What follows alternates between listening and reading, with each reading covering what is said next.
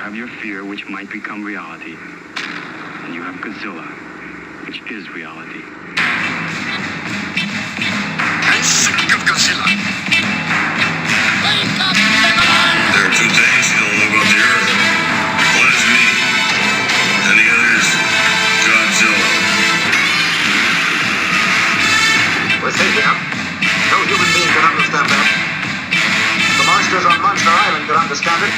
Whether he returns or not, or is never again seen by human eyes, the things he has taught us remain. Calling Monster Island. Hello, everybody. Welcome back to YHS on Monster Island. Thank you for being a part of this, and thank you for watching. Listen, before I introduce my co-host, I went to a toy show this past weekend out in South Carolina, and had a lot of people like from the YHS world say hello, and multiple people, Jay, said to me, "Hey, I love YHS on Monster Island, and I don't know shit about Godzilla. I don't like that." Like there was this one guy in particular. He was like, "I listen to everything YHS does, even though it's not my thing. I just love everybody." And he was Jay specifically. He was like, "Man, that Jay Key, he sounds smart." He said that. Sounds smart. He Not he is smart. He's like, he talks a lot. He was like, "That Jay could talk," and I was like, "He can. I love it." Jay, what's up, man? How are you doing? Hey, happy Thanksgiving. Is it thanks? Yeah. Hey, what would be? Hold on. Mm-hmm. If there was like, is there a kaiju film or a Godzilla film or something that would like, if you wanted to watch if you wanted to feel like you wanted to watch a kaiju film on Thanksgiving, what is best suited for that? None of them are set around that kind of holiday, I don't think. No, but, I mean you can argue like, the pilgrims coming over here and invading the native indigenous people, like it's alien plot, right? Coming over trying to take over Earth. You throw that in there, but sure. No, nothing. I think of Thanksgiving. I think of like movie marathons, and I used to always watch the Mystery Science Theater 3000 Turkey Day marathon. Like, hey, everybody, go out there after you're done listening to this on Thanksgiving. Go out there and watch like 10 kaiju films in a row. Ooh, I think maybe because Godzilla and Jet Jaguar share like a nice handshake, maybe that's kind of like a Friendsgiving. Yeah, I like that. That's very Friendsgiving-y. Yeah, I don't know. 100%. Yeah, I like it. Well, how you doing, Jay? I'm doing good. I'm actually doing really good. Always fun to get on over to the island and chat some Godzilla. And this is like, we're chatting about like current out there now Godzilla stuff. Like, dude, it's amazing. The fact, we're gonna talk about we're gonna jump in. First of all, we have not talked outside of this about Monarch. We have not had any kind of conversation. I don't know what you think about the show, even though I imagine you think the exact same thing I think, because I don't know. We usually say, dude, Jay, every time you're like, "Oh, we're gonna differ on this," and then we still have the same. Well, no, thought. I think this one could be. We'll get to it later, but I have a weird take on this. It's not like it has nothing to do with whether I like it or not, but there's a thing in it that like it is an interesting wrinkle in my personal viewing experience of it. So it's like it'll be interesting, but it doesn't like, it's not going to decide whether I say I love it or hate it or where I fit in there. But gotcha. But yeah, it is great. I mean, this is the first time like I have not even a single hint. There hasn't even been I just got done watching that and me reading into your texts. Nothing like that. Like, I really have no idea about it. Yeah. It's the first time since King Kong Lives where we did the separate ones and we put them together. Oh man, that was fun. It hit streaming. What was it? Thursday or was it Friday? I don't know. It was Friday the 17th, and then Friday the 17th. Wednesday. Yeah. So I went out of town that day, to go up to Atlanta for Abby's birthday, go to Craig's house, and I just wasn't able to watch it, and I didn't want to watch it over the weekend. Me and Jess were going to watch it kind of together. So I was like, I'm not going to get to watch this until Monday. Yeah. And it was hard, dude. It was hard because like, I'm the kind of guy who, when a movie comes out that I really like, or I'm looking forward to, I want to see it as early as possible. Yeah. Day one, earliest showing I can be at, I'm going to be there. And the fact that it's Godzilla, even more so. Yeah. And I had to wait over the weekend, and I'm like, oh, and then I see people posting about it, and I'm like, fuck, there's like people posting screenshots in groups immediately. And I'm like, okay, I guess, well, that's in the first episode. And then it was the same way today. I talked to you this morning about watching episode 3, and I'm seeing screenshots from it on Facebook before I even get to fucking put it on. But it's crazy to me that, you know, we've talked before about how weird it feels to live in a time where Godzilla is so popular and there's so much happening, and, you know, like the whole thing where you grow up and you don't know anybody who likes Godzilla as a kid. But now there's like a mainstream Apple TV show with fucking Kurt Russell in it. Oh yeah. It's insane. It's crazy. And the fact that that's the first of like this 3-headed monster of, you have -1 hitting the US shores, and, you know, in a little over like 9 days or so. And then after that next week, you know, and then after that you have Godzilla X Kong New Empire next, you know, early next year. Like there's going to be a trailer for that soon, you know. Jay, I went and saw Thanksgiving over the weekend. Oh, nice. I heard everybody's really digging it. Yeah, the horror community. Because I'm so in tune with the horror community. Well, it's just a good time. You know what I mean? It's gross and it's silly. And it's funny, and it's, you know, the fact that it's, you know, a 16-year-old fake trailer they made into a movie. It's a good time. But we went and saw it at the Plaza Theater in Atlanta, which is a classic old theater. You know, they filmed Dr. Sleep there. But, you know, some of the trailers they show are not, you know, for all the wide release films. It's like A24 stuff. But they showed the trailer for -1. Oh, nice. In front of Thanksgiving, and it made me tear up, dude. Like just seeing it on a big screen, like with the lights down and it turned up loud, and seeing the trailer for that. It looks like it's so beautifully on shot a big screen. Yeah, it just made me be like, oh my god. I was like, this fucking dude. You know, when that first trailer came out, I was like, they're using this design, whatever. Oh, the first teaser. Yeah, when the first teaser, I was like, it'd be whatever. Now, anytime I see anything from it, I'm just like, I like shake a little bit, and I'm like, this is gonna be insane. I cannot wait to see this movie. Yeah, I was in the same boat as you, and because I like the design, but I was having a hard time putting that in that period, right? I felt like it just felt a little disjointed. But then as they opened it up and showed the cinematography and just how beautiful the sets and everything, mean it looks, like I'm hyped, dude. Yeah, I'm so hyped on it. I think it could be like they had a vision that I'm too dumb was too dumb. And that's what. And now, like I could be wrong, but I think it's going to be. I want like Shin Godzilla in the sense that I think it's going to be its own thing. That is like we remember it in a vacuum as that and how good it was. It doesn't necessarily have to connect to anything else after it. It could, but it doesn't have to. I think I hope it's going to be like that because, like, you know, I mean, Shin was a masterpiece, and I think this. I don't know. I hope it is. Well, seeing to me, just based off the trailer, it seems similar to Shin in a way where, you know, it seems like unrelenting, and and the Godzilla seems terrifying. But the difference to me is that when I watch Shin Godzilla, I'm having a lot of fun. You know what I mean? And it's like there's some like moments of levity in there. Yeah. It's got some funny stuff. And the things that Godzilla is doing, or the way he looks, is so insane that it's just like mesmerizing to watch. And when I finish, like when Shin Godzilla is over, I'm like, oh shit, you know what I mean? But just based off the trailer for this one, this movie seems like it's just going to be sad, and it's going to be dark, and you're seeing people die in the trailer, and I feel like it's going to be over, and it's going to be like watching Hereditary or Midsummer or something, where you're just going to be like, oh my god, you know, and I need that. I need it. and I'm excited to see it in IMAX next week. I know, right?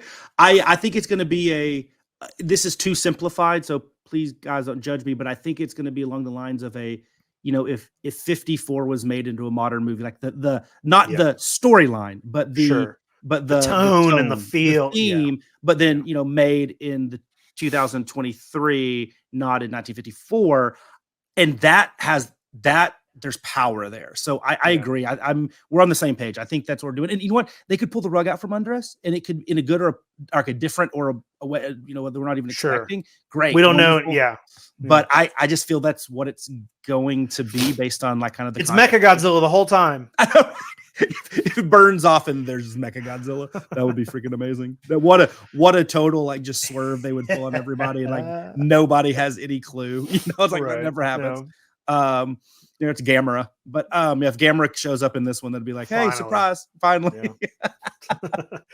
give the people what they want. I know. Jay, I got a couple pickups. You got any pickups? Oh, I did, but real quick before we go, I have to say, I rewatched Shin Kamen Rider last week. Did you watch it? You rewatched? So you've seen it multiple times. Yeah, and versus my notes. Now, I will tell you this, Jay.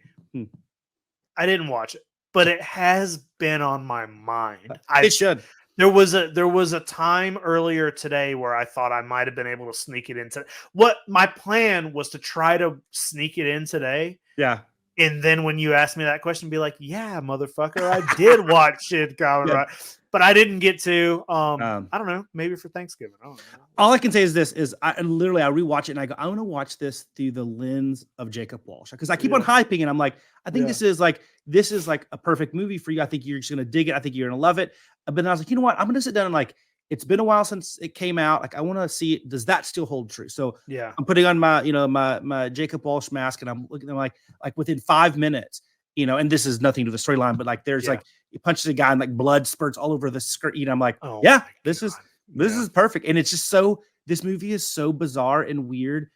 I mean, it's coherent. Don't get me wrong. It's not like bizarre weird that way. It's like, but it's just like, it's so 70s tokusatsu done now, but like, it's just so good. It is so good. Like and the dialogue is just hilarious, like in a kind of a weird, almost irreverent way. Like it's great. So I was like, I'm gonna double down. I really think you're gonna love it. I really, really do. Like, I think you're gonna be like, this is like way better than Shin Ultraman.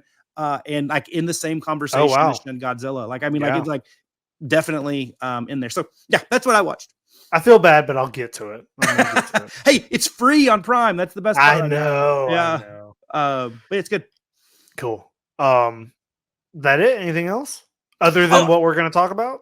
I watched one little thing. Like I said, my classic routine of like trying to fall asleep to old tokusatsu shows and Spectre Man and Ultraman and Kamen Rider. A show that I actually own a little toy of one of them, a little vinyl toy I got from Chance Priest here of Victory Comics and Warriors of the Universe. But there's a show during the kind of the big tokusatsu boom called Akumizer 3, and it's really silly and zany and goofy and just wacky. But I rewatched because I know I'd seen the first. I don't know if I've seen the first episode. I've seen some episodes, but I actually watched episode 1. And I believe you can watch it on the Toei channel, YouTube channel for free with subtitles. And I was like, you know what, man? Like, maybe I got to go down an Akumizer 3 thing because it was freaking awesome. I mean, the three main Henshin heroes, like one of them like is in full like you can't see any of their faces. The one's like in a full like almost like mascot-y looking like almost like a kid Saturday morning show type costume, and he's like fighting people. It's hilarious, and there's sword fighting and just crazy stuff. It's great. Akumizer sounds 3. fun, dude. Yeah, that sounds cool. Yeah, very good. Well, that's all I got. That's all I watched.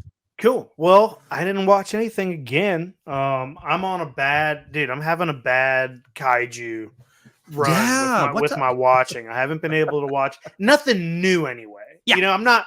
Don't say that I'm not watching other than what we're about to talk about. Yeah. Nothing new. Watching the same shit over and over. So there's nothing wrong with that because it's good stuff. I want to talk about toys though. Yeah. Because I know you got some stuff. I got some stuff that, some small things, but some things that I really I really enjoy having in my life currently. And listen, I know some people here also watch Toy Anxiety. Yeah. And I feel like I've said this before. Some of this stuff I'm showing off has already been showed off on Toy Anxiety, but I feel like I don't know what the crossover is like to people who are watching that and then jumping over here and watching this. So you can never show it off too much. It's like it's also like. Well, I was just gonna say. Also, Jay knows more about it than I do, so I can pull it up and show it off, and then Jay can tell you exactly what year and who painted it. So.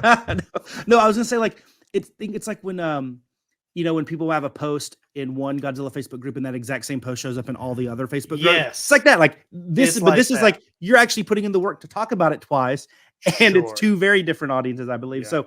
But no, you can always talk about. Hey, you can talk about it on this YHS on Monster Island. You can talk about it again on the next one. Who cares? I might do that. Yeah, I know I've done that before. I'm gonna show one of these off next. Dude, sometimes though, before we started, I had to put on the last episode and skip to to make sure I didn't already, because it's like I'm like, oh, I know I showed these off on one of the shows, but I think actually one of the packages, some of the figures I have here. I think they showed up the day after we recorded our last show. Yeah. So, because I'm like, I feel like I've had these for 2 weeks already. And it's like, I don't know. But you probably have. Yeah, pretty close to it. I have. So, well, Jay, what do you got? Okay. So I got a couple things. And I told you before we started, like, it's a big pickup week, like literally big. I have, what I would say, 3 giant pickups from size. And then I have some other ones that aren't. But I want to show this one off because this one is super special. So my good buddy, co-founder of Kaiju Go, co-creator, co-conspirator, whatever you want to call him, Chaz Foreman, who is the creator of Chazbro Toys, Bang Kong, and he has some other really cool toys coming out. He surprised me for my birthday last week when we had lunch talking over the next Kaiju Go. More to come on that in a future week. But he knows I love the work of an indie toy maker called Last Resort Toys. They do some really cool stuff. I don't have any from him, but they do this really cool space creatures line, and there's like different types of space creatures. And one that I really love is called the winged amphibian.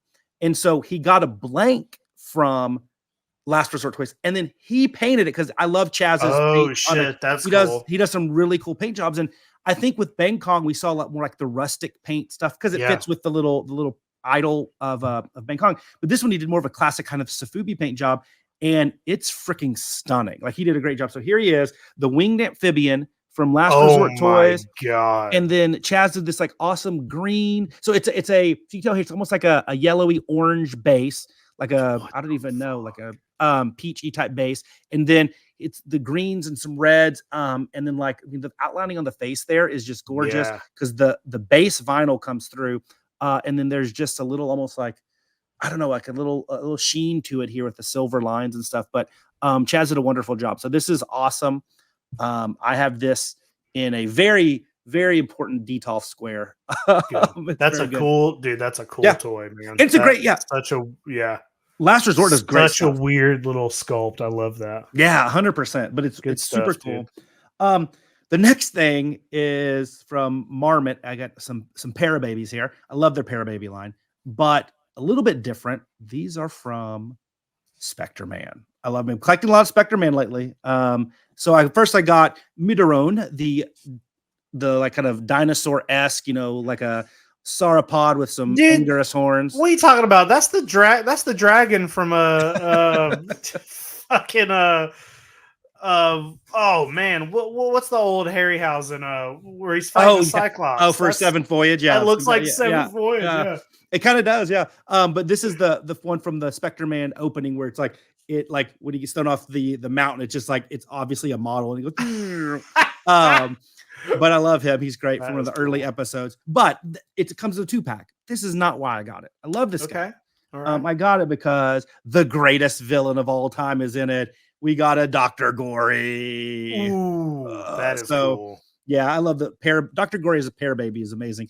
And this is a little bit more of the browner face than the green. But the best part is the eyes it's gonna be hard to see there because they're dark, but they are cut out deeper to really resemble the mask, like the cheap mask that he wore. Yeah. So it's a really cool pair. I mean, Marmot's always great, and the Parababy line is one of the best. So that's a cool toy, man.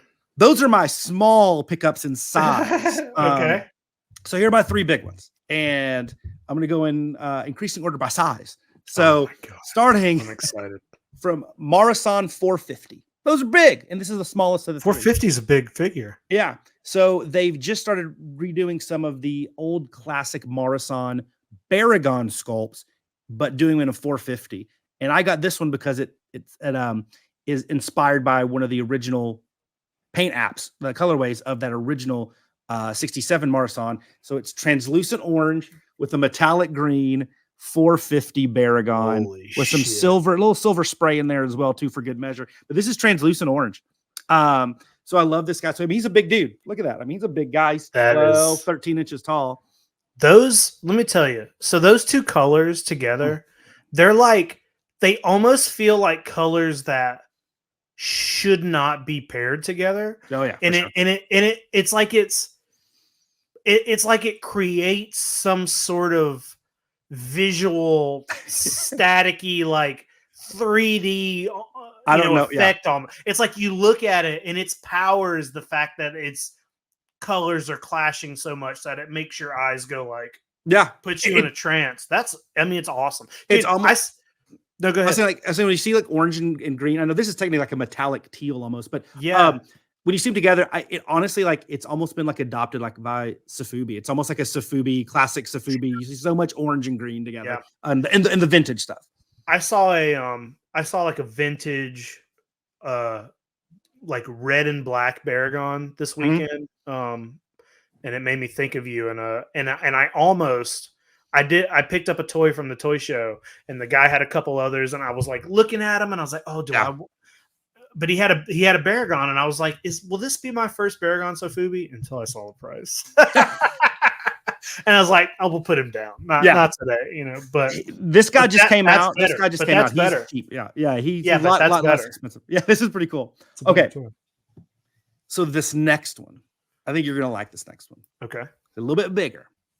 And when the company that did this is not known for their big stuff. Their big stuff they have, and it's amazing.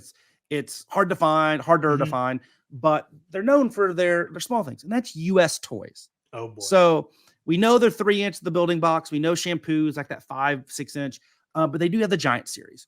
And I think their best giant sculpt is the guy I picked up. Now I picked this up also, another little nugget. I picked this up from a personal collection of a legendary toy maker, one of our favorites, Mr. Mark Nagata of Max Toy Co. This is from his personal collection. And you ready, man? Let's see it. The giant Canagon. How big that is. I know. And look, he has googly eyes. Look at that. He has the googly eyes. Oh my. But it is like, it's that something that US Toys with their sculpts and stuff. I don't know how they captured this just fun and like, I don't know. It's just, there's something about it. I just love from the 3-inch figures to these. They do great stuff. I love Canagon. And I love this colorway. It's one of my favorite, and I love the Canagon US Toy sculpt. It's one of my favorites. Yeah. And the arms move, everything. Like, this is a cool blue with some, a nice little silver spray. And like I said, googly eyes. Love that. But yeah. Look at these guys. These are big boys. Beautiful. Yeah, dude. That's my favorite kind of Sofubi. The big, thick boys. Like, those are cool. Love that, dude. But I got one even bigger. Now, this one does go away from Sofubi. This is something I bought a long time ago, and it finally came in. They had to make these bad boys and stuff. I know what this is. Yeah. And yeah, all right. This guy's gigantic. Now, we don't shy away from the fact that, like we love X Plus, but like, I think our taste, like, if you're, it's probably going to end up being more Sofubi and silly and fun stuff than the realistic stuff. But like, I still have a nice amount of those, the ones that I really like. And I do appreciate, and I want to have some that are like exactly what the suit looks like, especially some of my favorite suits. Right. So this is one I had to get because I do have a 30 centimeter X Plus of this, and it's great. It's well done. But when I saw this, the size, I'm like, this is a piece that I really want to have in the collection. That is from Spiral Studios. Uh-oh. Yeah. The big GMK came in Now, I will be able to show this guy because he's literally like gigantic, but I'll put him as best that I can. Oh my God. I mean, like, look at this guy. I mean, he's gigantic. I mean, he literally is. I mean, he's huge. I mean, look at him. Whoa, dude. So for scale, I'm a big dude. Like I'm a heavy guy. You know, I'm 6'1", like I do 225 pounds. This guy's big. He's huge. That's beautiful, man. I love the tail's magnetic. So yeah, cool. It's a really nice magnetic, and I just absolutely love it. Now I'm not. Where are you gonna put that? Oh, I see It lives on that couch. Oh no, he could. So topic for a different day, but I've been like redoing the whole monster room. And so I've been compartmentalizing some things, and I just really and really it was because I knew he was coming in. And so I had this huge shelf, just about, I don't know, a little out more than arm's length away up here. It sits up about 2 feet or so above my head, but like to the side, so I don't raise up and hit it. And it's a deep shelf, a wooden shelf like this big, and it's perfect perch for him. And it's also like when you walk in, you can't miss it. He's flanked by some rainbow King Ghidorahs and some cool other stuff. Like it's a good little place over here that he can be kind of his own little show-stopping piece. Not too far from Ebra and Godzilla and the gigantic 54, but he has a good home. I love it. Now I can't tell you all the points on every dorsal spine like some people are and all that stuff like that.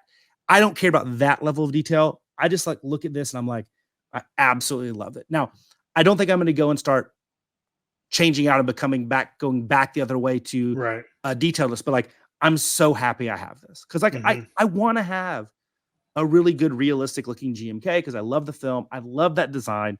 And I don't think one gets better than this. And I know the X Plus Gigantic is great, but I love this. And also like, I always wanted to spiral because our good buddy AJ Russo from Kaiju Live, you know, did a lot of stuff. So I got this from him from Kaiju Live. So I love, he's a good dude, and I love supporting those that are awesome. And this piece is amazing. And so those are mine. So I got some, you know, big pieces that are taking up lots of room, but it's all good because I got a little bit more. I have some more space to buy some more stuff. Dude, that's the best news ever.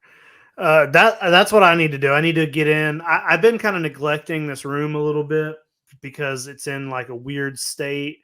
And I've gotten back to the situation of having a really big bin of unopened toys that I need to put up. It's the worst, yeah. But I want to do that soon. Just so I can feel good about this room and get some more kaiju stuff in it. I just been like, as I've been buying toys, they've just been going on the shelf in the bookshelf in the living room. I'm just like lining them up, and I'm like, hey, this is a good spot for them for now. I'll put them where they live later. Yeah, but it's both like it's a good feeling because like I have more toys. You know, I could not leave the house and I could still be opening new toys, but it's also like I have new toys that I can't. They're just in a box. You know, nobody can see them.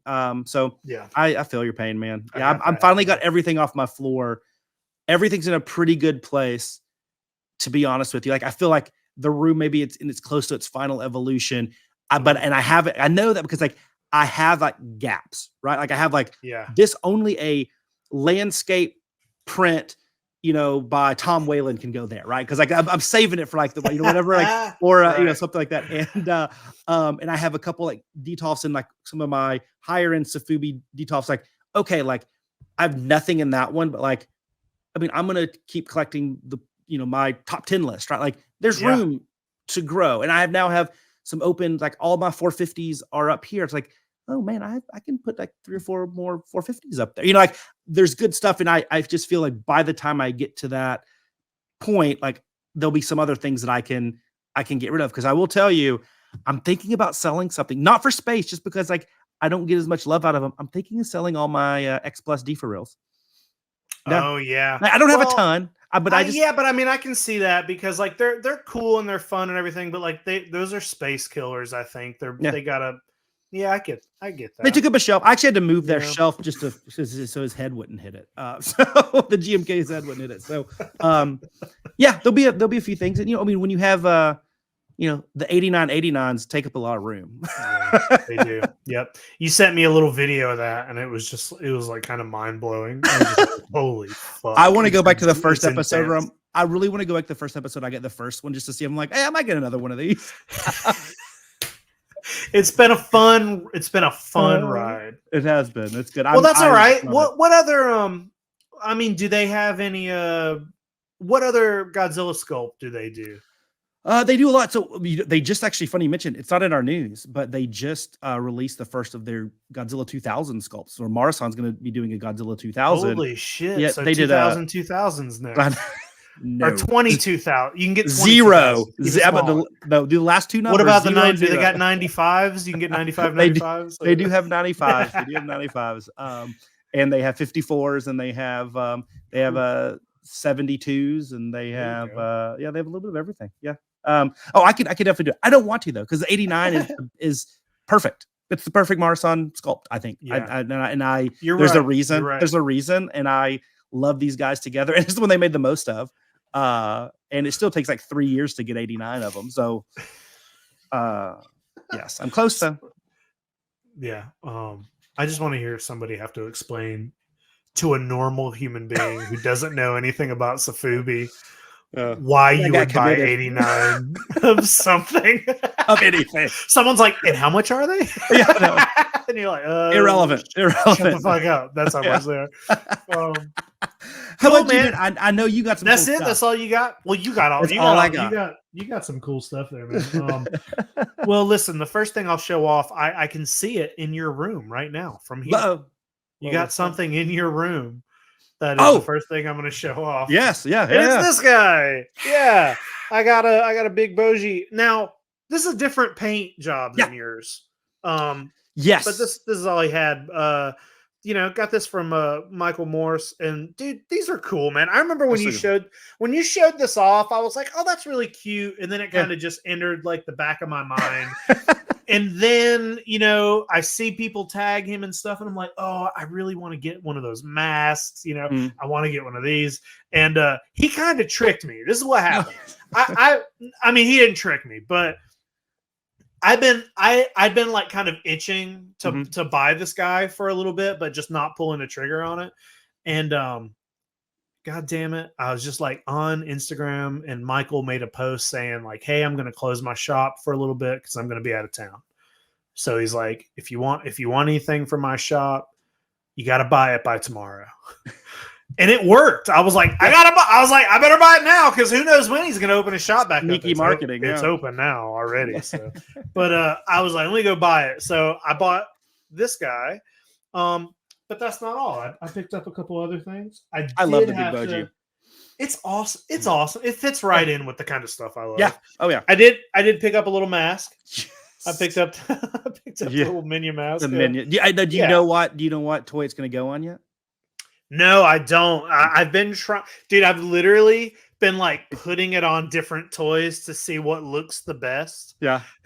I was like, oh, you look pretty good, but I don't know where he's going to live yet. Oh, that's so funny. Did get that. And then the last thing I picked up from Michael. Ultraman.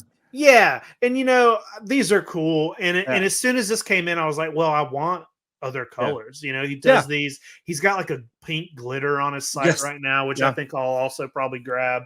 And then hopefully one day he'll restock the red one. The regular red one, because this is a cool little. It just looks so. This feels so vintage to me. You know what I mean? Like this. This looks like I found it in a bin in a flea market, and it's like nobody knows what it is. This is just cool. I love this. This is very cool. I love how he does that. He captures that vintage Ultraman mask look very well. Where it's like not exactly how it was in the show, because it's like, it's still like Sofubi from the late 60s. Right. Yeah. And I mean, anybody that can build or can make and sculpt a toy that's just based on a funny wordplay. Yeah. Good in my book. In my book. I was like trying to explain the whole, the thing on Toy Anxiety. Whenever I show off Kaiju stuff on Toy Anxiety, I have to like explain it a little more, because they're like, what, or something like. So trying to explain this yogurt drink. Yeah. Like, oh, it's a play, it's fun. But yeah, I've been in like kind of a mode. Last week I showed off Sofubi Man. Yeah, and I feel like these figures and Sofubi Man all kind of fit on a 100%. Shelf very nicely. So that's the mode I've been in. It's a good mode to be in. There's good stuff. I mean, here's the thing: like we're lucky because not only do we live in a time where we have all these great movies, these properties, like we're still in that, that indie toy boom, and the kaiju world is just has tons of great artists like Michael Morris that are making great toys. I mean, there's a lot of good stuff out there. Yeah, I agree. I got one other thing, and like I said, I was at a toy show, and I never expect to see Sofubi at the toy shows around here because they just never have anything. Sometimes I'll see modern Godzilla stuff. Yeah. You always see Shogun Godzilla. Overpriced Shogun Godzilla. Overpriced Shogun. Everybody's always got a Rodan, and they talk about how rare it is. And I'm like, really? Then how come I see it at every show? But no one really has that much Sofubi, at least at the toy shows down in the South. I think that's fair. Yeah. You see a lot of the same vendors at these things. So we went to a toy show in South Carolina. Still had a lot of the same vendors from Toylanta. They just migrate up. I was like, this is the same guy, same shit. But as we're walking in, we run into a couple of the guys who run a store in Atlanta called Second Chance Toys. Great store. And two different guys who work at that store ran up to me at two different times, and they're like, "Lots of Sofubi in there." And I was like, "Really?" They both came up to me and they're like, "You go in, take a right all the way into the corner. Guy's got a bunch of Sofubi. Guy right in the middle's got some Sofubi." And they were like, "I don't know what it is, but they got some stuff." So I'm like, "All right, maybe today's my lucky day. Let's see what they got." So we go in, go straight to the where the Sofubi is. First thing I see is a Shogun Godzilla, an overpriced Kraken from Clash of the Titans. Always. But then he's got a case with a bunch of Sofubi in the case. But here's the thing: most of it is shit. I have no idea what it is. So like, I see a few Ultraman things, a few things I recognize. I see some stuff that I recognize as Kamen Rider, but then I see a lot of the guys who kind of look like Ultraman but aren't Ultraman, and I sent a picture. I sent a picture to and all them. Yeah. So I'm like, okay, this stuff is cool, but it's mostly shit. Yeah, I don't know. And still expensive, and that's the thing. It's still expensive. Well, dude. So like, one of the cases had figures, U.S. toy size figures, and I'm like, I don't know who these kaiju are because they're from something I don't know, but they're cool enough that I would maybe pick them up. Yeah. Like 150, I'm like, what? I don't know who you are. I don't. Yeah. So I was like, he had an old, like Poppy Godzilla. That's an ugly sculpt. Maybe I'll, maybe like if it was not $300, it's important. It is, but maybe if it wasn't $300, maybe I'd pick it up. But so I don't buy anything here. I'm like, this guy's a bust. None of this is anything that. Hey, real quick on that one, because you sent me that picture. Did he confirm if it was the original Popey or if it was the Mattel Godzilla's gang, the US one? It's hard to tell on scale. I didn't ask him, but at one point I came back and it was moved, and the price was $250 on it. Okay, yeah. So I mean, here's the thing on that one. Like, that's not terrible. Like, you can get it cheaper, but like, if it's just. If you could get like the Mattel Godzilla's gang version in bag for $250, that's probably fair at a toy show prices. But yeah, I mean, that's crazy. If it was the original Popey, like that's just really what you want to pay for it. But that was of that case that you sent me. That was the one that I was like, okay, that's like legit. Yeah. But like, no, I wouldn't describe that as like tons of Sofubi, right? No, same. But then I found the other guy who had a few Sofubi, and he had a couple fun. He had some Gamera pieces. Oh, cool. Just some random shit. But he also had some Popey stuff, which I was like, it's awesome. I feel like I don't ever, when I do see Sofubi, it's not usually the Popey stuff. And I'm like, why are there two guys here with it out of nowhere?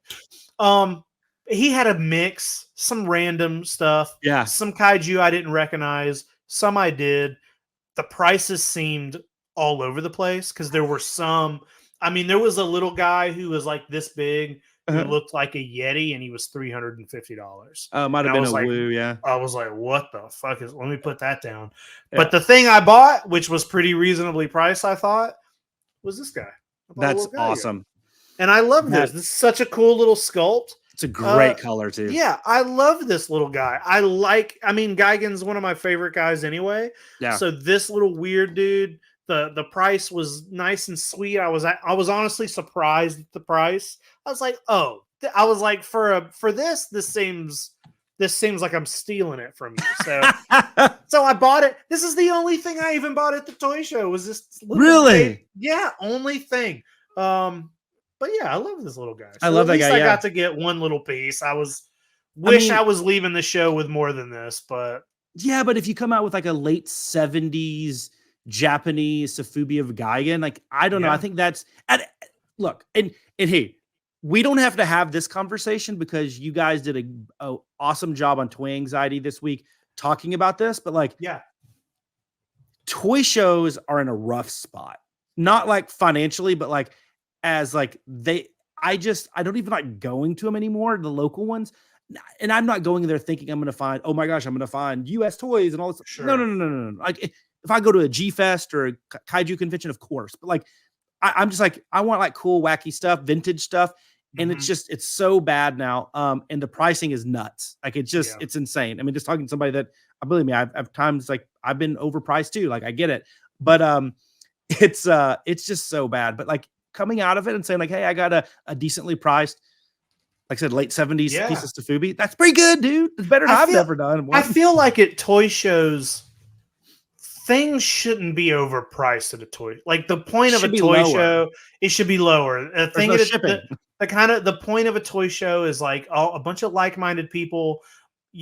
I would assume that most of the people going to buy at a toy show knows what prices are like, and they don't really want to fuck around with a bunch of overpriced shit. Like that's not really what a toy show should be like. This is a place where you can come, you get deals on good toys, and it doesn't have to be. I'm not saying make it below price. You know what I mean? Sure, I know you got to make money on it, but it shouldn't be like, it's not like going into a fucking collectible shop or ordering off. Like I expect to pay more if I'm ordering from a website where they had to buy it from, but like just going to do a toy show, like haggle with me a little bit to be like, hey, I'll take $10 off that. I tried to haggle with this guy and the guy said no. And then I felt like an idiot and I bought it anyway. I'm an over haggler. As I like sometimes give people the discounts and they don't even ask for them because I'm just like ready for the haggle and I'm like, 2% off. And like I didn't even ask you for that. No, I'm not that great altruistic. Jay, you sell your stuff too cheap. That's what I've been telling you. Maybe that is not something that you usually get told about it. But I just think it's a weird place and like I said, I would be super happy if I came out of it with that. That's a cool piece. Yeah. I love the Popey sculpt of that. I mean, he's something about, he's like almost like even like, cause like he's like leaning over a little bit. He's like almost like, I don't like, he's so stocky.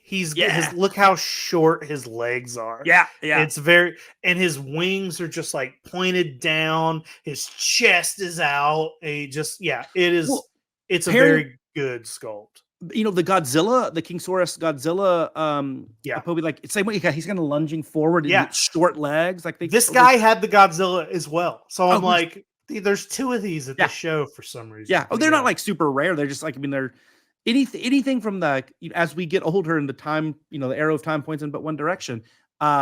They get more expensive because like a lot of them just get less good quality. They deteriorate over time. And so especially the ones out of package and just finding something that's, presentable, it's sometimes you have to pay for it, but that's an awesome piece, dude. I love that piece.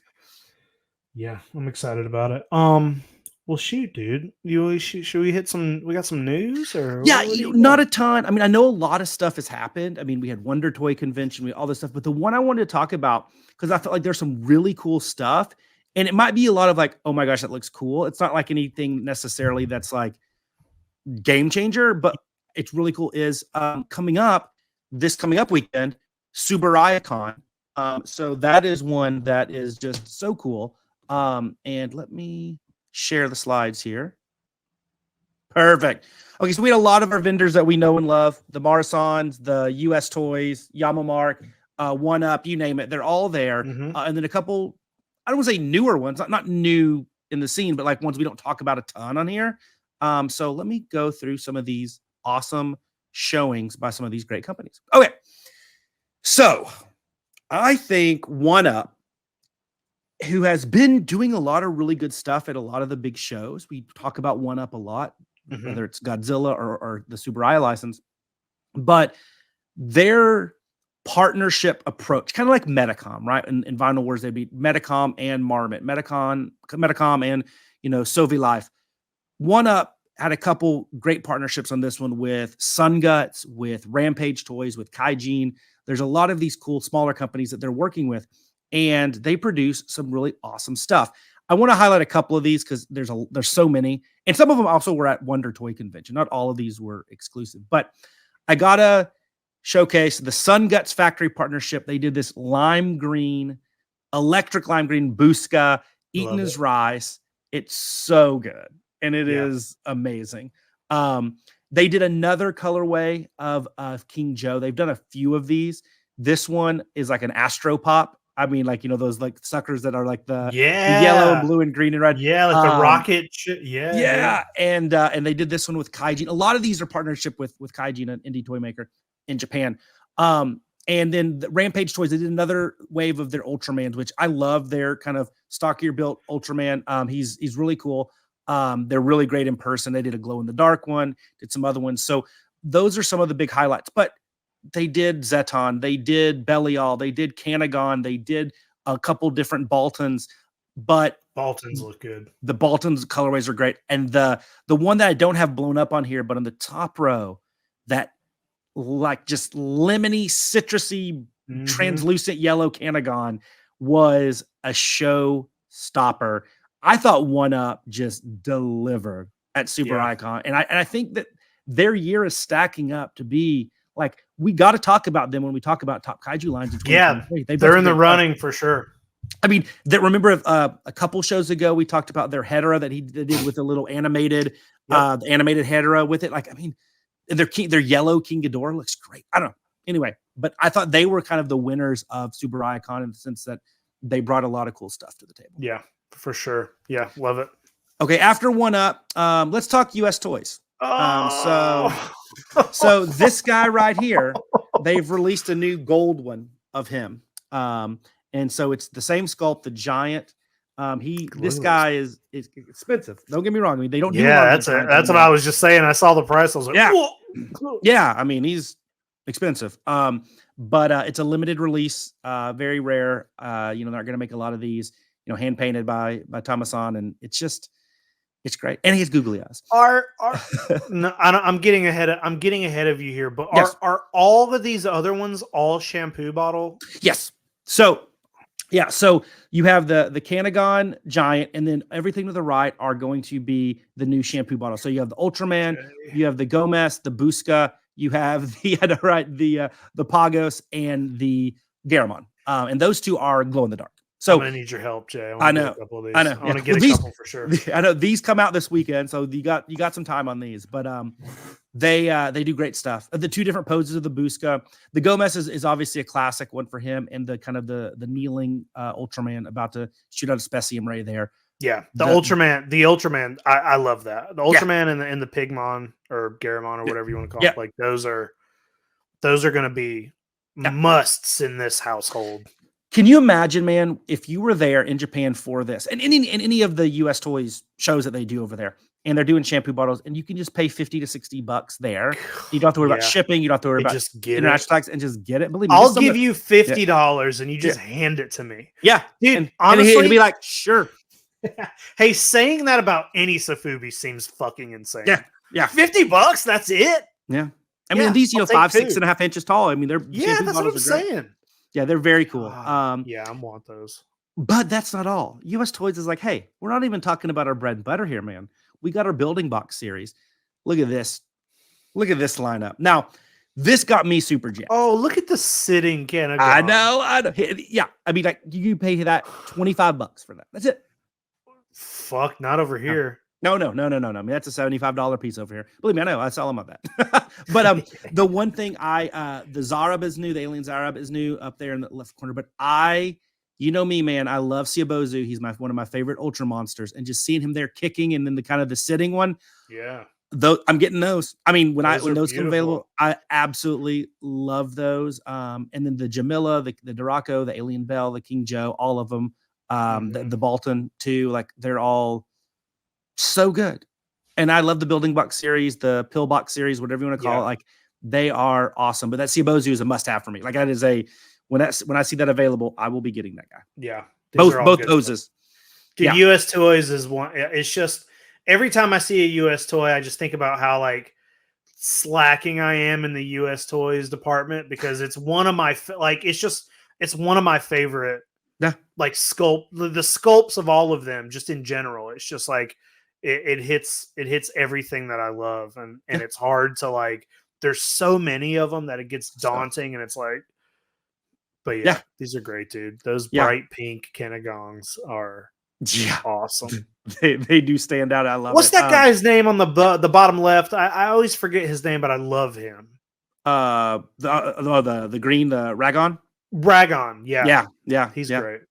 Yes, I think that's the Ragon from Ultra Q. So I think that is Mama Ragon, the one that goes and gets the baby. I think she has. I think she's has a chest. Yeah. Yes, but Ragon's great. And okay, so one up US Toys. Fuck are these, dude? Kick some butt, but Shima X. We don't talk a lot about Shima X, right? And they do a lot of good stuff, and they do a lot of partnerships. And I believe, and I could have got the translations wrong, but I believe they're bringing a lot of the stuff more in-house and like not doing partnerships and stuff with like Bear Model and you name it. So these are three really cool Ultra Kaiju and Seijin that I think their kind of spin on them are beautiful. So we have a Mephiles, an alien Mephiles, and from Ultraman, like looks awesome, looks great. I love the red and black and gold. So it just looks, it almost like looks like he has a beard, you know, like it's so cool. But I love that kind of very vintage Marusan type sculpt that they use. Really cool stuff. In the middle is Yapul Man. Now I don't know. I know Yapul like is a main enemy of Ultraman Ace, but like I don't know which series this came from. It's not in my sweet spot of it, but I know Yapul Man has multiple forms and different dimensions and stuff. But I just thought this paint job and design was just really sleek looking. I love that. Yeah.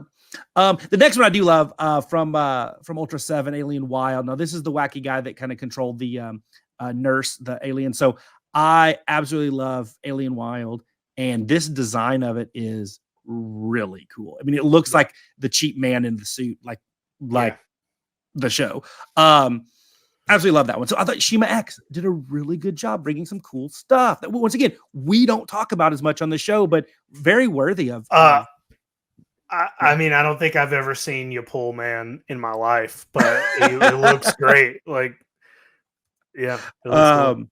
Yeah, Yapul had I know they redid him for the Ultraman anime, and his character was one of my favorites. I thought it was really cool. But yeah, Alien Wild is amazing. Okay, so Shima X. Okay, well we got to talk Marusan. So Marusan did a 450 of Ultra 7, but this is actually the version for the short film concept thing that they released for the 55th anniversary. So this is slightly different. This is modeled off of that Ultra 7, but it's a 450 and it's brand new and it's just for this event. I thought that was worth mentioning because I love Ultra 7. I love Marusan. Yeah. I love Marusan 450. I think it looks really, really cool. And this hasn't even hit like a lot of the Marusan's Instagram and stuff. So I haven't seen the full picture of it yet. This is just the only shot that I saw. So very cool stuff. Yeah, he's cool. I like the bit of yellow around his eyes. Yeah. Oh yeah, for sure. Okay. So I'll do a little rapid fire here from a couple different guys, some heavy hitters here. Though we had the Keemer Man from Marmot and Mole House was a partnership here, and I love the design of Keemer from Ultra Q and then how they kind of used it for the Zetonians. Mm-hmm. Absolutely dig this colorway. Yeah, this is so good. It's very obviously it's in the Marmot sculpt and stuff. So it looks like an oil slick. Totally. 100%. Then from Ultraman, the episode that had the battling kaiju of Abras and Vanilla, as you hear a lot on the Yamamark, who I love. Yamamark does great stuff, and they have a great logo. You always see the gecko. You know what it's going to be. Yep. And they've released a few of these colorways of these kaiju. I think this is the best one. This transparent, this glitter looks so good. The classic red and blue, like the opposing forces, everything is like, it's just perfect. That's a great set. And I hope we're able to get it for, $100 over here. I don't know if we're going to be able to, but Yamamark does a great job. Their Namegon is one of my favorite sculpts of Namegon. And then, Ultraman Belial, who is obviously one of the big bads, but before he was a big bad, he obviously was an Ultraman. I love Passion Tank is now doing a retro style Sofubi of Ultraman Belial before he turns evil. And I think this thing is great. I love this kind of retro look to it. I did not expect that coming from Passion Tank. I'm just so like kind of used to a lot of their Godzilla sculpts, and I have some of their Ultraman stuff too, but like it's even more wacky and stylized. But doing it in this Sofubi way or this retro way, very cool. Good job, Passion Tank, and then doing Belial as opposed to just doing Ultraman or Ultraman Jack or Ultra 7. So really cool. Yeah, it shows that they can do more too. You know what I mean? Like just shows that they got other tricks up their sleeves. It's great. I looked at it, I thought it was Metacom. I just thought it was kind of the Metacom. It does look Metacom. 100%. So very cool stuff from Passion Tank there. So this was the one I think out of Subicon that got the most pub. And CCP released this, and this is a model kit, but for the Subicon, this is fully assembled and fully painted. So there's only a handful of them, and you can't even get it at the show. You can only buy it at the show, and they'll ship it because it's gigantic. Wow. This thing is 13 inches tall, 18 inches long, and it's based off of the KOC Ibaraki model kit, and it's the Shin Gomez from Shin Ultraman. I mean, this thing is $900. It's not cheap. This is a high-end collectible, but you look at the details. This thing look at it though. It's freaking amazing. And like this I said, looks like they used it in filming. It does. And this thing will be fully assembled and fully painted. So wow, like holy buckets. That's insane. It's also a really good way to get a good detailed look of this creature. Mm-hmm. Yes, you know what I mean. He's in the film so quickly. Mm-hmm. It's almost like a sight gag because it's Shin Godzilla, but it's this is great. I mean, the tail even taking on the tail. doing the Shin Godzilla tail. It's amazing. It's right up there with having Grover on your tail. So pretty close. And that was it. That was Subicon. I just thought it was it's not for us. It's not Wonderfest or even Designer Con and stuff that where we know we're going to get all this Godzilla stuff, but there was some really cool stuff in there. And in any time that US Toys and Marusan and and CCP and One Up and these guys are throwing stuff out there and Marmot and it's gonna be good stuff. It's gonna be good stuff for sure. So, they want to get together and show us some cool stuff. I'm here for it. But I was just One Up and US Toys. I think just kind of took it to a new level, dude. US Toys is what? I just don't understand, man. How do you have the time to sit around and just create consistently the best shit?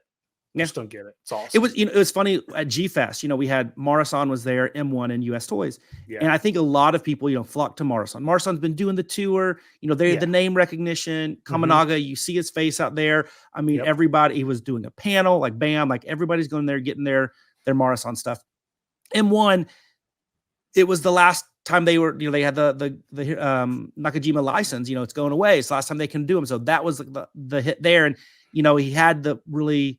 He's such an icon in the toy making stuff. Everybody wanted to go see Nishimura, but next to him, it's the US Toys guy, and he's pretty low profile. Tomasani, he's not out there as much as those guys, and he's just sitting there with a table full of US Toys, just hanging out. And it's funny because everybody's flocking to these two tables, and me and Ryan Wilhelm and my buddy Michael Lynch at Sweaty Vine on Instagram. We were just hanging at US Toys. I want that, and I was actually.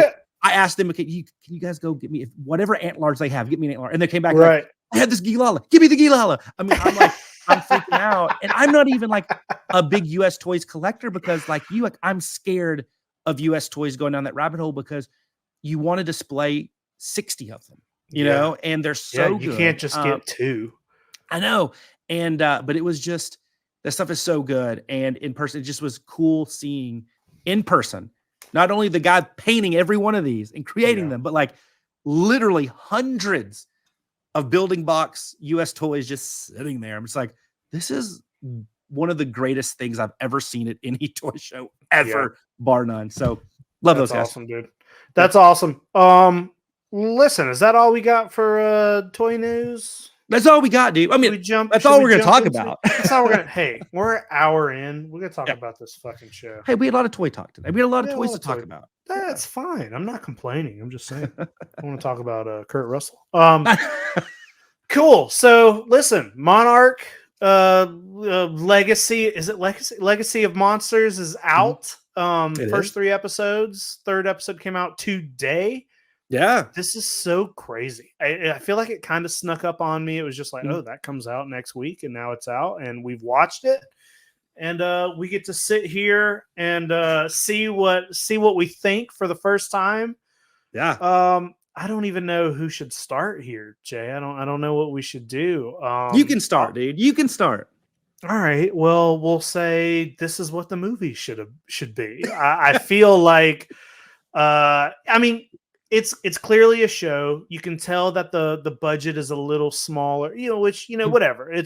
That's all to be. Hey, still better than if you ever said there's gonna be a Godzilla show on TV in the US, still better budget than I would have thought it would have got. I mean, this is a better budget than I thought. It's also, I don't know what I was expecting, but I wasn't expecting like the source material to be taken so seriously. And I find myself, I'm still I was like Googling the characters today because it does take a little bit to, it's a little confusing. We got 2 timelines. We got characters that exist in both timelines. And then we got characters who are grandchildren of characters from some timeline. And then, so like, you do get a little like, oh, well, who is that? Yeah. It took me to the 3rd episode to realize that, Anders Holm was playing the younger version of John Goodman. And then I was like, wait a minute. Yeah. And then I did the math and I'm like, you're telling me in 14 years, this man went from looking like Anders Holm to John Goodman. That's it. It's a 14-year gap between him and Skull Island. Kurt Russell's 91 in it. He's supposed to be 91. Dude, so I'm watching the show today. I'm watching it. So I'm on episode 3 and I'm sitting here like, oh wait, hold on. Because, they're talking about, the 2 kids who just found out they have a brother and sister. Yeah. And they're like, so I'm like, okay, well, their last name is Randa, but John Goodman's not their dad. And then it's like, no, their dad is John Goodman's character's son. And I'm like, well, then how is Kurt Russell? Yeah. How does Kurt Russell look like he's, 50? And then... But so I'm like confused, and I tried to look it up to see if I was missing something. I'm like, he would literally be like 100 years old or something. He's 91, I think. Yeah. But then they say it. They say it in the episode. She's like, wouldn't that make you 90? Good genes. And I'm like, oh, there's a plot point where you haven't gotten something has happened to him that's keeping him young. So at first I was very confused about why he was like that. But I will say, I'm going to say this, and then I want to hear your thoughts. Whenever they're doing the younger timeline, when it's Wyatt Russell, and I can't remember anybody's name, and it's Randa, Anders Holm, and then Dr. Murrah. Keiko, is it Keiko? Yeah, Keiko. Keiko. Those 3 characters together, they're dynamic, and like their mission, feels like the most classic Godzilla thing to me. Yep. Out of anything they have done in these movies. Like, it reminds me, like, it reminds me of all the you always get those characters of like a random guy, a doctor, and a scientist or something. And they're trying to, when they're trying to save, the girl's brother, the guy with the corn cob. It's like they remind me of those kind of groups of characters. Well, I love it. And you know how we can even like cement that is, Keiko's last name is Mira. My favorite actor, who's known as only playing scientists and professors and doctors, Hiroshi Koizumi, in both Mothra versus Godzilla and Ghidorah the Three-Headed Monster back to back. He plays a different ones, but he plays 2 different Dr. Miras. So it is a callback to like, why did you name the same, not only the same actor, but essentially the same profession a different mirror. Like one was, Hiroshi Mira and one was something else, like I love that they gave her that last name.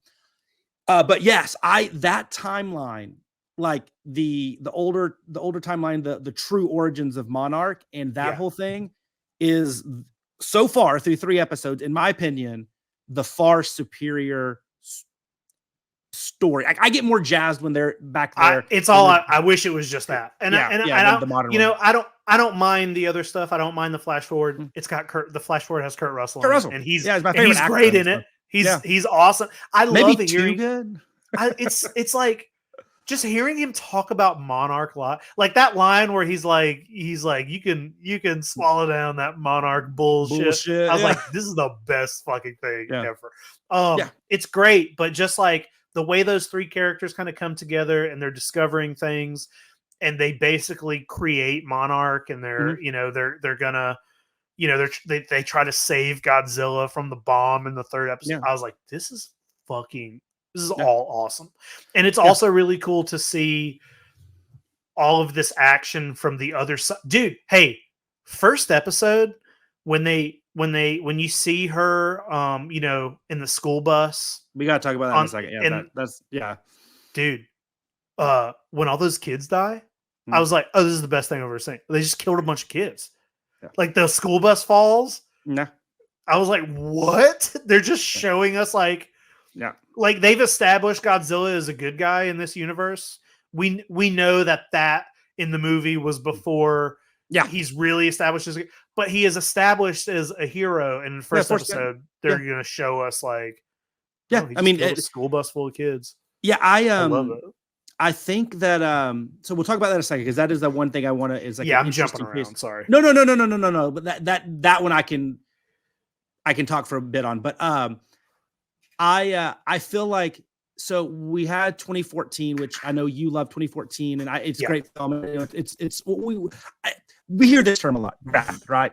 It's more grounded, right? It's and then like King of the Monsters, and then like we also before that the King of Monsters though we had Skull Island, which is fun, but also like I feel this series both timelines have taken us back to the world where the only 2 movies in the Monsterverse are 2014 and Kong Skull Island. Not only chronologically, yes, I know that, but tonally, I think that like this feels like it's somewhere walking the fine line between Skull Island and the tones of Skull Island and the tones of 2014. Like I have yet to see anything that connects me to King of the Monsters or Godzilla versus Kong, right? Same. And I think that's a good thing. Like, it's a great thing. Like I love the tones of those. I love Grounded.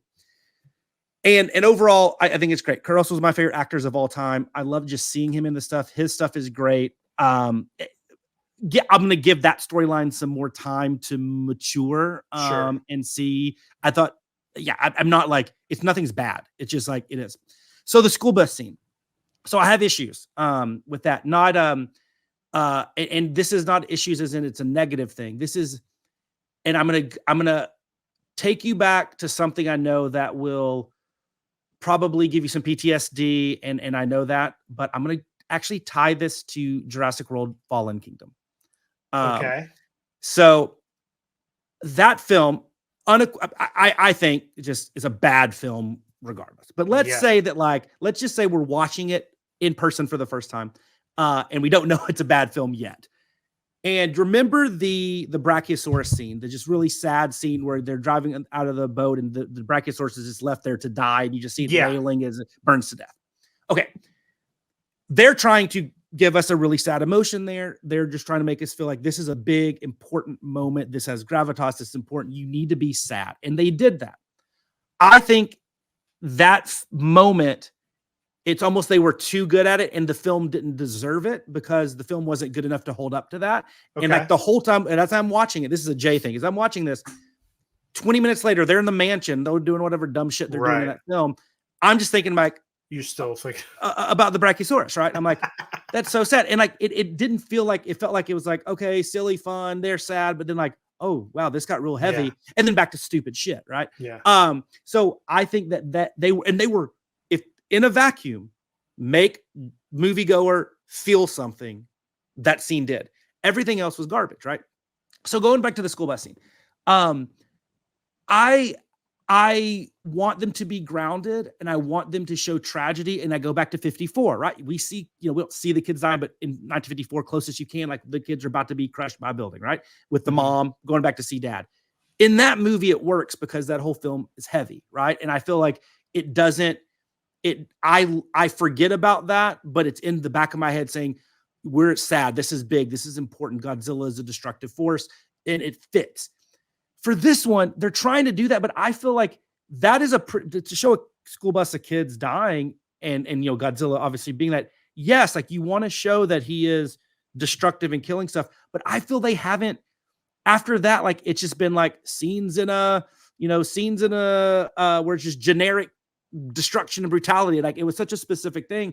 I just feel that like they almost did too good of a job. And the rest of the film hasn't held up to that. Like I'm still like when I'm literally today, I'm watching this monster in the current timeline, freaking freezing Duho.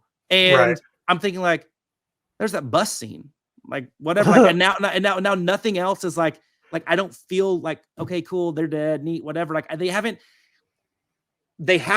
been able to keep up with that deep. Like I'm like, okay, after that happens, like this needs to be like, really like sad and like Godzilla 54. And so when I watch it, I still have that. And I just felt they haven't hit that level again because that was a well done scene. Oh my gosh. Like your heart breaks. And that character, like I think you feel for, I forget her name. I do too, but she's the granddaughter of Randa. And Randa. Yeah. And she's great. And I'm like, oh my gosh, she's seen the worst thing ever. And then it's like, then we're kind of back. It's like we don't ever hit that emotional note again. And I need them to. Yeah. Well, here's the thing. I didn't feel that. Yeah. But also there's three episodes. That's in the first episode. Mm-hmm. We have not even gotten like that's a scene of like destruction. Mm-hmm. Godzilla's in San Francisco. There's a bridge, a populated area. We haven't seen any more of that. You know what I mean? There's not. You see the flying dragon beast in episode 2 in the Philippines with nobody for it to eat. Yeah, and then we get see her grandma die though. Well, you're right. Well. She falls down into the endoswarmers with the bugs in the first. Yeah, episode. When they're in Kazakhstan, like that I wonder if she's dead or if like we're gonna get more. I know she's still in the show because we're getting the photographs. They say she died when. Yeah. Well, then they've cut. So she dies in the first episode at the end of the first episode, but episode 2 and 3 we still have that character because that's jumped back another couple of years. But her death was so weird. I was like, "Oh, she's not dead." It's like I was like, "She's because they did like remember like when they're looking back at the old pictures. They're like, "Oh, his grandma or your grandma, his mom, Hiroshi's mom died when he was young." Because like they show like that they have the baby. Her and Randa, Mira and Randa just had Hiroshi. And so like they want you to believe that like she would have died young. He was young, or he would have been young when she died, but like. Maybe she actually dies something else later on. Because it is that could be interesting. But but that was like I felt nothing. I was like, okay, cool, whatever. Like because I'm like I feel like they have yet to get back the emotional level is yet to get back to that. Now once again, you said it. We're 3 episodes. We're 3 episodes in. So I can't. I'm just saying like if the movie or if the show ended today, like I feel like they had a great first season in baseball or sports, and like they have yet to have a sophomore. They have yet to get back to that level. I'm waiting for that emotional stuff. That doesn't mean I love the show. Like, I think it's great. It is well done. And that the similarities with Fallen Kingdom stop at the one I shared because Fallen Kingdom is garbage. Well, but I just wonder if maybe you will get more of that kind of stuff. It's just that we haven't even seen any kaiju in populated areas to do. We've only seen Godzilla one other time, and it's him eating an atomic bomb. So, which was awesome. Dude, the way that whole scene is shot is awesome. Like it looks him coming out of the water. Yeah, it looks so good. It looks good. I'm really happy with how they're portraying Godzilla Mhm. and just the Titans in general. Yeah. I do wonder if like because so much of the show, well, I guess all of the show really takes place before 2014. Mhm. Um, I wonder how much like actual kaiju on kaiju battling there's going to be, or if there just isn't going to be any. If most of the kaiju stuff we're going to see is little isolated, And because where they have to be, because Godzilla happening in Godzilla and the Mutos in 2014, that's the event Mhm. that opens up the eyes of the world to God. Nobody, Yep. only other than a select, group of people in Monarch know about Titans until 2014 happens. And Yeah. because the show takes place before, any Titan stuff has to be, localized and small and can't be some kind of big, Yeah. it's got to be all little stuff. So I'm like, oh, are we even going to see any battling, or is it all going to be these quick glimpses, small, which I don't mind if that's what they Yeah. do. I Well, don't care. we know they capture, Monarch has all of these in these containment units, right? Like up and through to 19. Like we know, like at some point from 2014 Godzilla versus Muto to 2019, you have Mothra in an encampment, you have Mokalamimbe and Behemoth. Like and Mothra is confirmed in Yeah. the show, I think. yeah. So So like I felt like the first one we see before the show started, I thought it was like old story, the Anders Holm era storyline, origins of Monarch, how Monarch started, right? Like how everything great, cool, been delivering awesome stuff. How they first discovered their monsters, and that one's delivered. And the other one, I didn't know like why or how, but I thought it was going to explain like how we get from in the 5 years, how we like now go from, oh my God, there's a monster, or there's 2 monsters, or 3 monsters, to like we have Monarch, a bunch of monsters all over the place, and do Kurt Russell and them expose that and like that, and then it's like, okay, crap, we got to get our stuff together and capture these things, and do they save the monsters? I mean, they don't kill them; they keep them in camps because obviously tying back to them. I don't know. I guess the more modern timeline is after 2014. It's somewhere. Yeah. So I guess you can't. I guess there is space to see some. Kaiju battles. We never really got a clear indication of how they captured them or whatever. Is Godzilla play into that? Like what? I don't know. I'd kind of rather, like, part of me hopes they don't explore that aspect at all, because like even though I don't mind all that stuff in King of the Monsters, King of the Monsters is so different from 2014. Yeah. And the idea of having monsters captured in different that's on the other side of the silly line. Yeah. And this show doesn't seem unless be that kind of show. Yeah. So it seems like they might want to stay on the little more realistic side, which I don't think is like, well, Mothra is captured over here and Rodan's over here. And I don't know how. Like I said, they're smarter than I. Like, can they find a way to do that, right? To like in a grounded way. Like, how do we have now all these kaiju Titan sites around the country, around the world? Yeah. Like, I don't know. I don't know how to do it without making it sound like you said, making it go the other end of the spectrum. That's more King of the Monsters than 2014 and Skull Island. So. Yeah, I'm intrigued. I think they can do a lot of cool things. I think the acting has been overall pretty good and fun, and like I said, more 2014 than the rest. Yeah, that's my favorite thing about it. I also like that a lot of our characters and our settings are more. We got a lot of Japanese characters, and we got Serizawa's name dropped in the last episode because he's still around at this point. But just the fact that it seems a little more, there's like the tropes. It's like, so King of the Monsters had a ton of Easter eggs. You know what I mean? It was like there were so many Godzilla Easter eggs in King of the Monsters that it made me think people who weren't Godzilla people couldn't enjoy the movie as well as I could, because I'm like, that was this was this, he just said that this is from this movie, that music cue is from this movie, you know what I mean? It's like this show seems similar, but almost in a more like respectful way, a more subtle way. The character tropes are very classic Godzilla to me. You have more Japanese characters, much more like speaking Japanese, which I just like. I like that. Yeah. You know what I mean? It That's feels authenticity. Yeah. it feels more respectful to the source material. And I like it. It feels like it takes the Showa era like seriously and was like, let's take all the the serious bits of like Mothra versus Godzilla and all this kind of stuff and put it in a modern TV show. Yeah.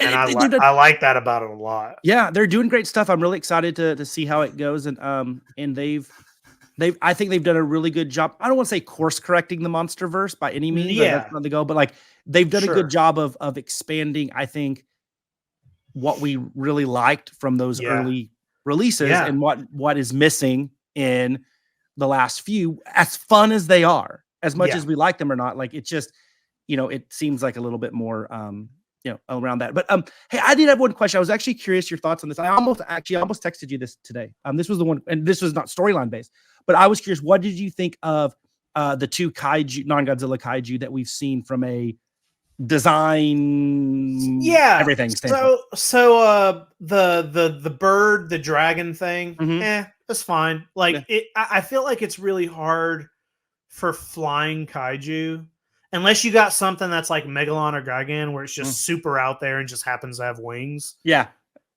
Anything else looks like Rodan or like if you showed my mom Gauss, Rodan, this thing, she would think they're all the same. You know what I mean? Yeah. It's like there's differences, sure, but it's like how many different ways can you design that thing?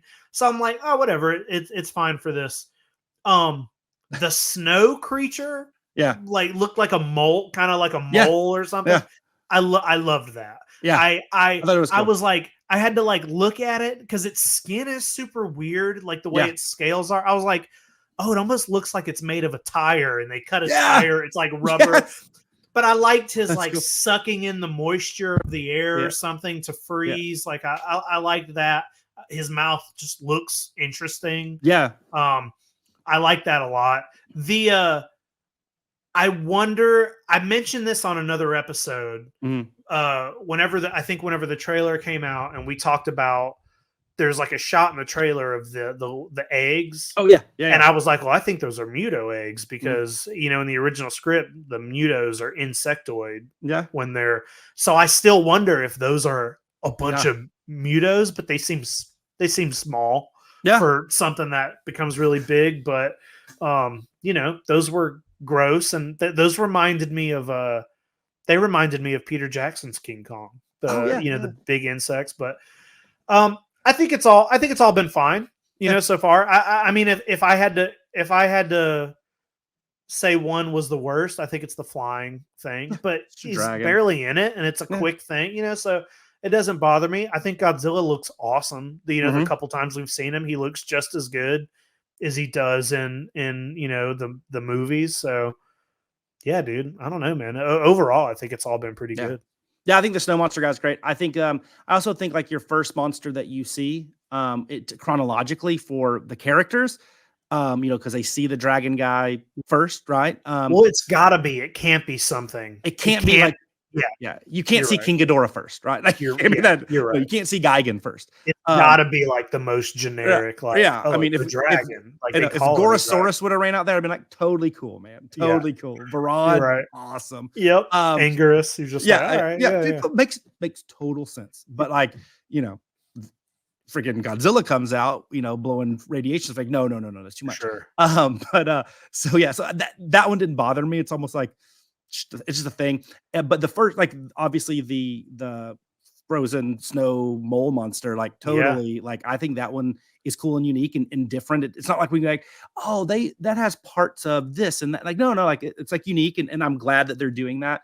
I'm excited to see, other than Mothra, like what other kaiju show up as we expand the modern storyline. But it should be fun. It's great. I mean, they're doing really good stuff. And it's unique. I mean, it just fits like, it feels like we're watching something different, or at least we haven't seen since the early MonsterVerse. So Right. very cool stuff. Yeah, I like it, and I think it fits right in. With the it's better. Hey, I watched Kong versus Godzilla. Oh wow! This Like last the wait, no, Godzilla versus. I was about to say Kong. the 60s. I was like, oh yeah, not the 60, the MonsterVerse one. Mm. And I mean, it's got some fun sequences in it. But Yeah. I was like, oh, this is bad. I was like, this is so bad. Like, it's great, but it's bad. I was like, Mechagodzilla looks like shit. There's whole like, we said that from day one. The plot line, the Mechagodzilla plot Mm. line seems so shoehorned. I was like, so much of this just seems like, okay, what is happening? But I'm digging this more than that. Oh, for sure. That's a fucking movie. You know what I mean? So yeah, I like it. I think it's on. I think the writing and the acting is all on par with stuff that's in full length film. So well, I was digging it. Dude. Do you know how many episodes this is going to be? I just assumed 10, but I haven't checked. That's terrible for us. We run a kaiju podcast. I mean, it's probably the way things are nowadays. It's probably 6. 6, yeah.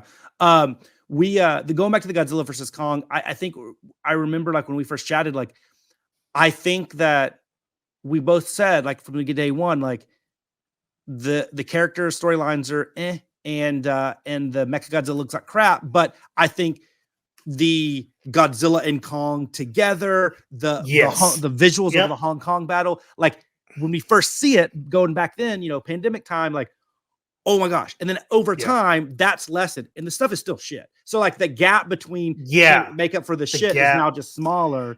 But it's still like, it's the same stuff. I mean, not to like rehash anything we've said about Godzilla versus King Kong, but the thing that stands out as being the best in that movie is, the first battle between Godzilla and Kong on the line, on the aircraft carriers. Yes, yeah. And seeing Godzilla be like a fucking mean Godzilla, like seeing him angry, angry and a badass and like staring down Kong and like drowning it. That is the best shit in the movie. Is like, oh cool, Godzilla's a badass. Yeah, I'm trying to look up how many actual episodes there were supposed to be, and they're 10. All right, cool. Yeah.